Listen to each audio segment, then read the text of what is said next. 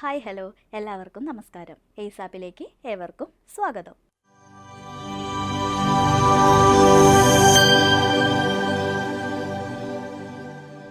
ജീവിതശൈലി രോഗങ്ങളെക്കുറിച്ചിട്ട് നമ്മൾ മുന്നത്തെ ക്ലാസ്സിൽ ഡിസ്കസ് ചെയ്തായിരുന്നു. അതിൽ നമ്മൾ മാറ്റിവെച്ചൊരു ടോപ്പിക്കായിരുന്നു പ്രമേഹം. പ്രമേഹത്തെക്കുറിച്ചിട്ട് നമുക്ക് ഡീറ്റെയിൽഡ് ആയിട്ട് മനസ്സിലാക്കേണ്ടതുണ്ട്. ഈ ഒരു ഭാഗത്തുനിന്ന് ഒരുപാട് ക്വസ്റ്റ്യൻ PSCക്ക് ചോദിച്ചിട്ടുണ്ട്. അപ്പോൾ നമുക്ക് നോക്കാം. എന്താണ് പ്രമേഹം? എങ്ങനെയാണ് പ്രമേഹം ഉണ്ടാകുന്നത്? പ്രമേഹം എത്ര തരത്തിലുണ്ട്? ഇതൊക്കെ നമ്മൾ മനസ്സിലാക്കേണ്ടതുണ്ട്. അപ്പോൾ നമുക്ക് നോക്കാം. പ്രമേഹം 2 തരത്തിലാണുള്ളത്. ഏതൊക്കെയാണ്? ഡയബറ്റീസ് മെലിറ്റസ് എന്നും ഡയബറ്റീസ് ഇൻസിപ്പിഡസ് എന്നും.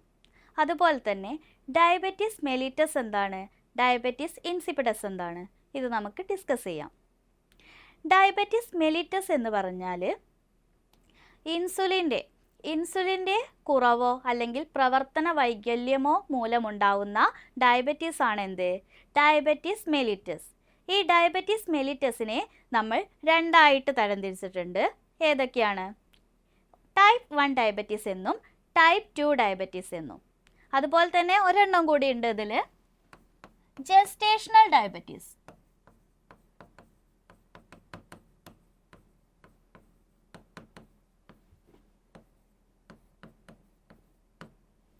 ജെസ്റ്റേഷണൽ ഡയബറ്റീസും. ഡയബറ്റീസ് മെലിറ്റസ് 3 വിധത്തിലുണ്ടെന്ന് നമുക്ക് വേണമെങ്കിൽ പറയാം. 1 type 1 diabetes, 2 type 2 diabetes, 3 gestational diabetes. ഈ ടൈപ്പ് 1 ആരിലാണ് ഉണ്ടാവുന്നത്? ടൈപ്പ് 2 ആരിലാണ് ഉണ്ടാവുന്നത്?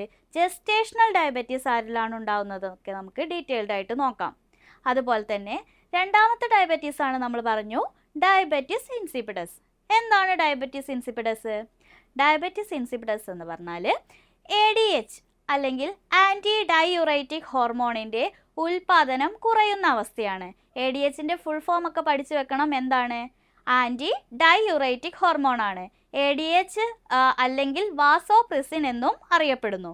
സാധാഗതിക്ക് പ്രമേഹം എന്താണെന്ന് ചോദിച്ചാൽ നമുക്ക് പറയാം, ഇൻസുലിൻ്റെ കുറവോ പ്രവർത്തന വൈകല്യമോ മൂലമുണ്ടാകുന്ന രോഗമാണെന്ത്?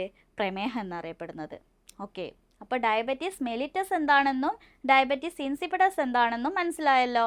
ഇനി നമുക്ക് ടൈപ്പ് 1 എന്താണ്, ടൈപ്പ് 2 എന്താണ്, ജെസ്റ്റേഷണൽ ഡയബറ്റീസ് എന്താണെന്ന് മനസ്സിലാക്കാം. ആദ്യം ജെസ്റ്റേഷണൽ ഡയബറ്റീസ് എന്താണെന്ന് നോക്കാം. ജെസ്റ്റേഷണൽ ഡയബറ്റീസ് ആർക്കാണ് ഉണ്ടാവുന്നത്? അത് ഗർഭിണികൾക്ക് വരുന്ന ഡയബറ്റീസ് ആണ് എന്ത്? Gestational diabetes. ഓക്കെ, അത്രയും അറിഞ്ഞിരുന്നാൽ മതി കേട്ടോ. അപ്പോൾ ടൈപ്പ് 1 എന്താണ്, ടൈപ്പ് 2 എന്താണെന്ന് നമുക്ക് നോക്കാം. ടൈപ്പ് 1 പ്രമേഹത്തിനുള്ള കാരണമാണ് ഇനി ഡിസ്കസ് ചെയ്യാൻ പോകുന്നത്. എങ്ങനെയാണ് ടൈപ്പ് 1 പ്രമേഹം ഉണ്ടാവുന്നത്? നമുക്കറിയാം, നമ്മുടെ ശരീരത്തിലെ ഗ്ലൂക്കോസിൻ്റെ അളവ് നിയന്ത്രിക്കുന്ന 2 ഹോർമോൺസ് ആണ് ഏത്? ഇൻസുലിനും ഗ്ലൂക്കോഗോണും. ഈ ഇൻസുലിനെയും ഗ്ലൂക്കോഗോണിനെയും ആരാ നിർമ്മിക്കുന്നത്? പാൻക്രിയാസ് ആണ്. പാൻക്രിയാസിലെ കോശ സമൂഹമായ ഐലറ്റ്സ് ഓഫ് ലാംഗ്രഹാൻസിലെ ആൽഫ സെല്ലും ബീറ്റ സെല്ലുമാണ് ഈ 2 ഹോർമോൺസിനെ സെക്രീറ്റ് ചെയ്യുന്നത്. ആൽഫ സെല്ല് ഗ്ലൂക്കോഗോണിനെയും ബീറ്റ സെല്ല് ഇൻസുലിനെയും സെക്രീറ്റ് ചെയ്യുന്നു. അതുപോലെ തന്നെ നമ്മുടെ ശരീരത്തിലെ പട്ടാളം അല്ലെങ്കിൽ പ്രതിരോധ സംവിധാനം എന്ന് അറിയപ്പെടുന്നത് എന്താണ്? ശ്വേതരക്താണുക്കളാണല്ലേ. 5 തരം ശ്വേതരക്താണുക്കളുണ്ട്. അതിലെ ലിംഫോസൈറ്റിലെ T ലിംഫോസൈറ്റ് എന്ത് ചെയ്യുന്നു? ഈ ബീറ്റ സെല്ലിനെ നമ്മുടെ ശരീരത്തിൽ നിന്നും നശിപ്പിക്കുന്നു. അന്നേരം എന്താണ്? നമ്മുടെ ശരീരത്തിൽ ഇൻസുലിൻ നിർമ്മിക്കുന്നേ ഇല്ല. ആ ഒരു അവസ്ഥ വരുമ്പോൾ ഗ്ലൂക്കോസിൻ്റെ അളവ് ബ്ലഡിൽ അധികമായി വർദ്ധിക്കുന്നു. അങ്ങനെ ഉണ്ടാവുന്ന പ്രമേഹത്തിനെയാണ് നമ്മൾ എന്ത് പറയുന്നത്? ടൈപ്പ് 1 പ്രമേഹം എന്ന് പറയുന്നത്. ഇത് ആരിലാണ് ഉണ്ടാവുന്നതെന്ന് PSCയുടെ ക്വസ്റ്റ്യൻ ആണ്. ടൈപ്പ് 1 പ്രമേഹം കാണപ്പെടുന്നത് ആരിലാണെന്ന് ഒരു ക്വസ്റ്റ്യൻ ആണ്. ആരിലാണ്?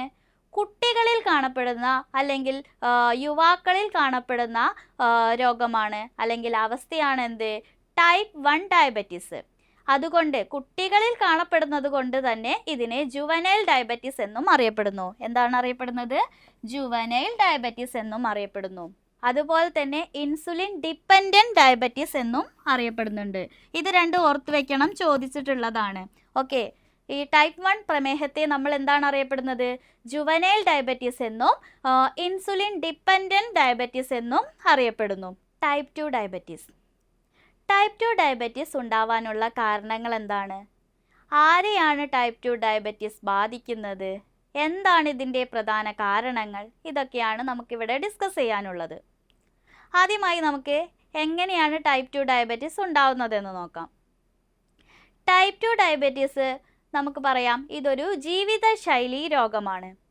ഓക്കെ, ടൈപ്പ് 2 ഡയബറ്റീസ് എന്താ പ്രധാനപ്പെട്ട ഒരു പോയിന്റ് ആണ് കേട്ടോ. ഇതൊരു ജീവിതശൈലി രോഗത്തിന് ഉദാഹരണമാണ്. ഇത് പ്രധാനമായും പ്രായമായവരെയാണ് ബാധിക്കുന്നത്. ആരെയാണ്? പ്രായമായവരെയാണ് ഇത് ബാധിക്കുന്നത്. എങ്ങനെയാണ് ടൈപ്പ് 2 ഡയബറ്റീസ് ഉണ്ടാവുന്നത്? പാൻക്രിയാസ് ആവശ്യത്തിനുള്ള ഇൻസുലിൻ ഉൽപ്പാദിപ്പിക്കാതെ വരുമ്പോഴോ ശരീരത്തിലെ കോശങ്ങൾ ഇൻസുലിനെ പ്രതിരോധിക്കുമ്പോഴോ ശരീരത്തിലെ പഞ്ചസാരയുടെ അളവ് കൂടുന്ന അവസ്ഥയാണെന്ത്? Type 2 diabetes. എങ്ങനെയാണ്? പാൻക്രിയാസ് ആവശ്യത്തിനുള്ള ഇൻസുലിൻ ഉൽപ്പാദിപ്പിക്കാതെ വരുമ്പോഴോ ശരീരത്തിലെ കോശങ്ങൾ ഇൻസുലിനെ പ്രതിരോധിക്കുമ്പോഴോ ശരീരത്തിൽ പഞ്ചസാരയുടെ അളവ് കൂടുന്നത് മൂലം ഉണ്ടാകുന്ന രോഗമാണ് ഇത് ടൈപ്പ് 2 ഡയബറ്റീസ്. ഇതൊരു ജീവിതശൈലി രോഗമാണ്. നമ്മൾ ടൈപ്പ് 1ൻ്റെ അവിടെ എന്ത് പറഞ്ഞിട്ടില്ല? ജീവിതശൈലി രോഗമല്ല എന്ന് പറഞ്ഞിട്ടില്ല അല്ലേ? അപ്പം നമുക്ക് പറയാം ഇതൊരു ജീവിതശൈലി രോഗമല്ല.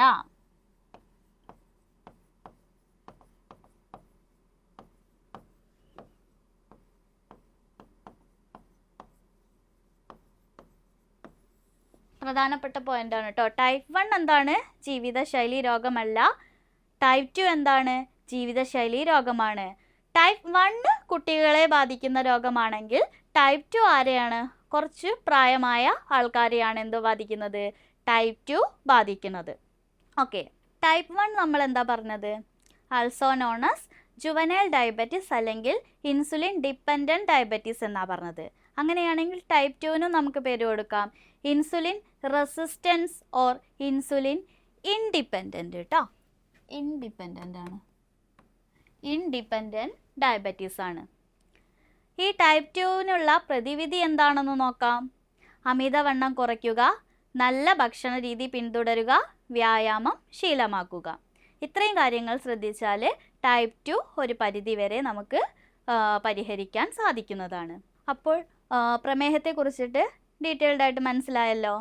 ഇനി ഇതുമായിട്ട് ബന്ധപ്പെട്ട് PSC ചോദിച്ചിട്ടുള്ള ക്വസ്റ്റ്യൻസ് എല്ലാം നമ്മൾ അടുത്ത പാർട്ടിൽ ഡിസ്കസ് ചെയ്യും.